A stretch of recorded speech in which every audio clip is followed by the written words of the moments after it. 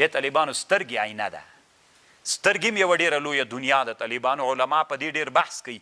یو عالم دنیا کې تېر سوی ده، علامه ابن الحزم طوق الحمامه یو کتاب جوړ کړی. کتاب کې خو لږ بحث په دې باندې ده، خو بیا هم یو څه بحث ته.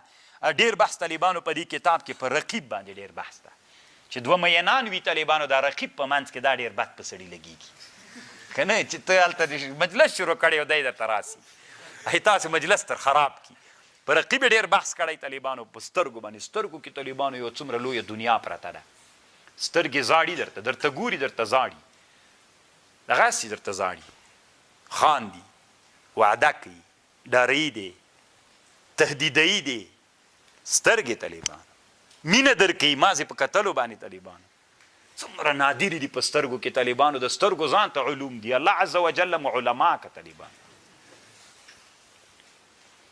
بله ورځ مې یو کتاب پیدا کړ طالبانو، ورونو ډېر خوند یې راکړه. د ډپلوماسۍ اصول پکې ول. چېرته چې ځې مثلا وزارت خارجې ته چې ځې نو هغه اصول ځان ته اصول دي. څه رقم ته به درېږې، څه رقم ته به کښېنې، ستړي مسې به دې څنګه وي.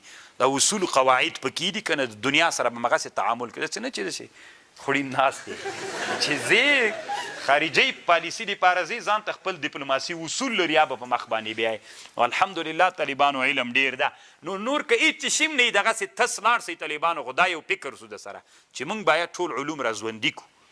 که ټول موږ نسو زده کولی طالبانو، ځکه یو انسان ټول کله زده کولی شي، خو بعضې انسانان به د بعضو شوقیان سي، په ټولنه کې به کمال را پیدا سي. طالبانو ورونو، عباس تانکزی دی الله پاک طالبانو ژوندی لري، هغه ویلي وایي کله به چې امریکایانو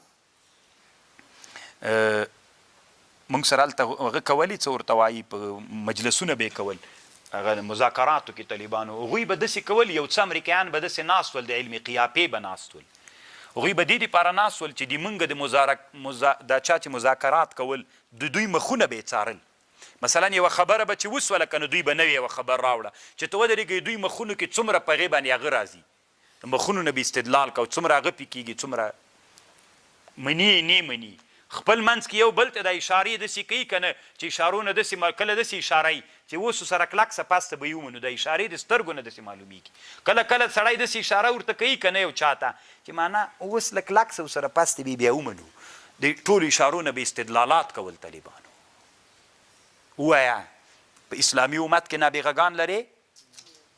اسلامي امت دې په مخ باندې لاړ، تا بستانه په میبزي باندې ایمان راوړی. طالبانو دا خو طالبانو ما ډي سي توپ درلودلی که نه، د هر تورخم کې جنګ د مسې مې ورویشتلې دا ټولې، د بسم الله مې تر لرې کولې طالبانو، ټولې مې ورشړلې. څه ګټې یې موږ ته وکړله؟ موږ ته طالبانو یو دروغ دا ویلی دی، د دنیا مرکز مځکه ده، لمر له مځکې نه تاویږي، سیارې. دا طالبانو هغه مزخرفه عقیده وله چې ټولې دنیا رد کړې ده. موږ سره اوس هم په میبزي کې په همغه عقیده لګیا یو. موږ وایو جز الاعتجزا باطل ده که شته. درب مسنات بالتقریر کې طالبانو موږ یوه میاشت تېره کړې، ما خپله تېره کړې که نه. مسنات بالتقریر څه ده؟ هغه جز الاعتجزا باطلۍ صدرا کې باطلۍ اخر موږ په دې نه پوهېدو چې څه شی باطلۍ.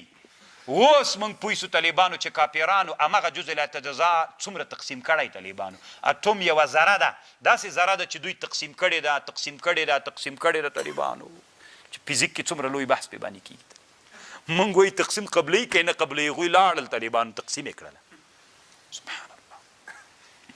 واما الذين ابيضت وجوههم ففي رحمة الله هم فيها خالدون تلك آيات الله، آیتونه د الله دی نتلوها علیک بالحق وما الله يريد ظلما للعالمين ولله ما في السماوات وما في الأرض وإلى الله ترجع الأمور كنتم خير أمة، تاسي خير د أمتي أخرجت للناس تأمرون بالمعروف وتنهون عن المنكر وتؤمنون بالله ولو آمن أهل الكتاب لكان خيرا لهم منهم مؤمنون وأكثرهم الفاسقون.